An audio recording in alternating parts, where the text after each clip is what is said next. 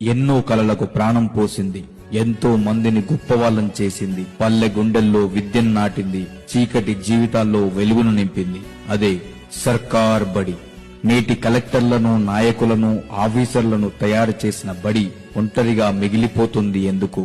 వందల మంది పిల్లలతో కలకలలాడిన సర్కారు బడి ఇంత దీనస్థితిలో మూగబోయింది ఎందుకు? ఈ సమాజంలోని అందరికీ ప్రభుత్వ ఉద్యోగం కావాలి, ప్రభుత్వ పథకాలు కావాలి, ప్రభుత్వమిచ్చే అన్ని ఉచితాలు కావాలి. కానీ ప్రభుత్వ విద్య మాత్రం వద్దు.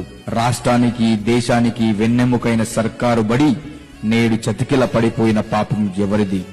ఈ సమాజంలో గొప్ప కోసమో మెప్పు కోసమో ప్రైవేట్ బడి మోజులో పడి నలిగిపోతున్న తల్లిదండ్రులు సర్కారు బడి గొప్పతనాన్ని మర్చిపోయారు.